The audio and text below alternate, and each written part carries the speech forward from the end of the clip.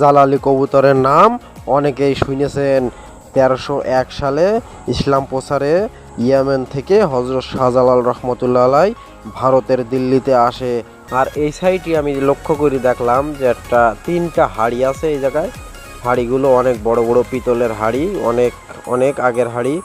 এগুলো ধারণা করা যায় এর অন্য পাশে রয়েছে বিশাল বড় এক পুকুর। পুকুরে বিশাল আকৃতির অসংখ্য গজার মাছ রয়েছে। আসসালামু আলাইকুম প্রিয় বন্ধুরা, সবাই কেমন আছেন? আশা করি সবাই ভালো আছেন। আমি এখন বেরোইছি, মনে খুব ইচ্ছা ছিল যে আমি হযরত শাহজালাল রহমতুল্লাহ আলাইহির মাজারে যাব যদি কোনো সময় সিলেটে যাই। তো আমি সিলেটে আইছি, আসার পরে এখন আজকে আমার কাজ নেই, তাই ভাবতেছি যে একটু যাই, ঘুরে আসি। তো আমি এখন বেরোইছি।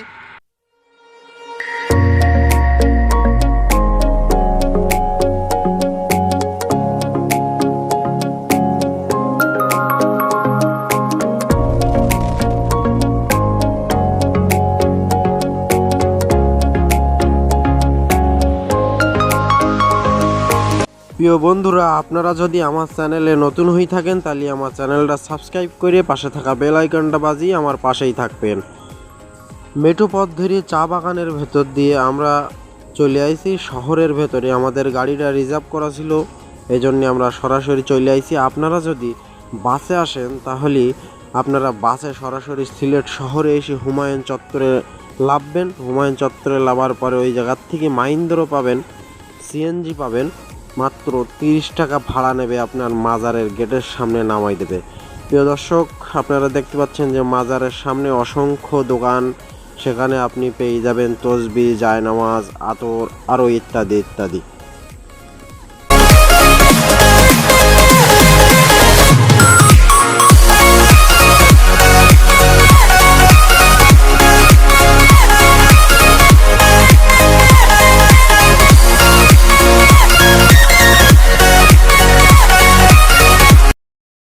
দেখতে পাচ্ছেন আমি কিন্তু মাজারের সামনে একেবারে গেটের সামনে দাঁড়ায় রয়েছি। আমি চলে আইছি, ওই যে পিছনে মাজারের গেট। তো আমি এখন প্রবেশ করব মাজারের ভেতরে। তো চলেন মাজারটা ঘুরে দেখি।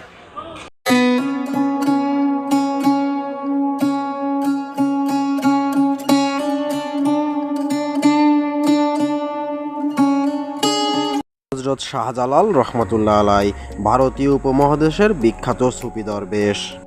তার পুরো নাম শেখ শাহজালাল কুনায়েত মুজারদেদ। 703 হিজরি মোতাবেক 1303 খ্রিস্টীয় সালে 32 বছর বয়সে ইসলাম ধর্ম প্রচারের লক্ষ্যে অধুনা বাংলাদেশের সিলেট অঞ্চলে এসেছিল বলে ধারণা করা হয়।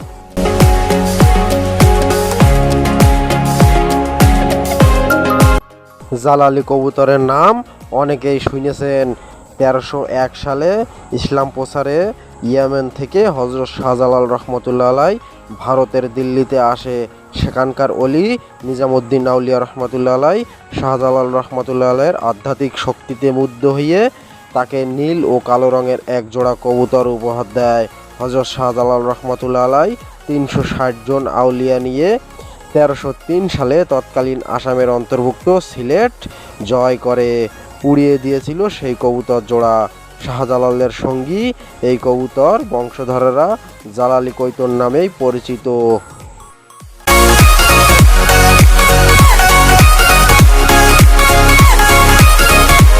এর ভেতরে চলতেছে রান্না বান্নার জন্য গরু জবাই হচ্ছে।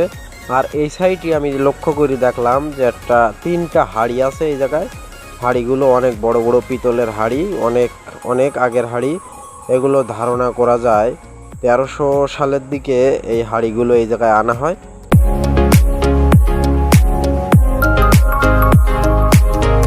মাজারের অন্য পাশে রয়েছে বিশাল বড় এক পুকুর। পুকুরে বিশাল আকৃতির অসংখ্য গজার মাছ রয়েছে।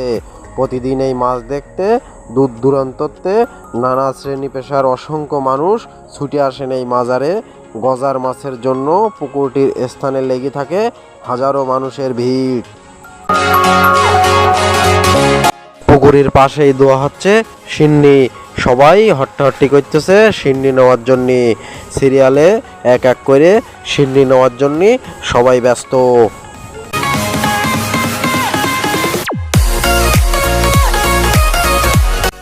হজরত শাহজালাল রহমতুল্লাহের দরগা সিলেট শহরের একটা আধ্যাত্মিক স্থাপনা, যা মূলত 1303 খ্রিস্টাব্দে বাংলাদেশে আগত ধর্মপ্রচারক হজরত শাহজালাল রহমতুল্লাহের বাসস্থান ও শেষ সমাধি।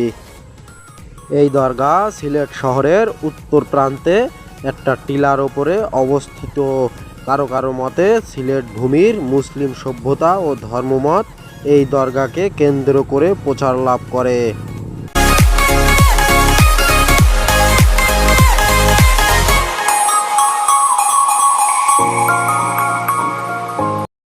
এখন উজু করে নিচ্ছি, এখন মাজার জিয়ারত করার জন্য ওপরের দিকে যাব, কিন্তু ওখানে আমি আসলে ভিডিও করতে পারবো না, কারণ ওখানে ভিডিও করা নিষেধ আছে, তো আমি দেখাতে পারতেছি না এই জন্যে।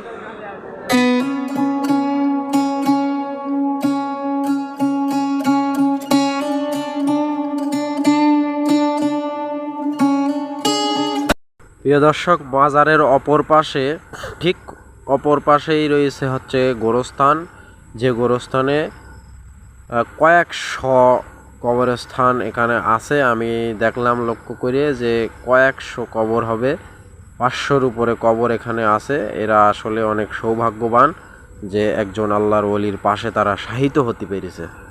প্রিয় দর্শক, মাজার জিয়ারত করে এসে আমি এখন বাইরে বেরোইছি।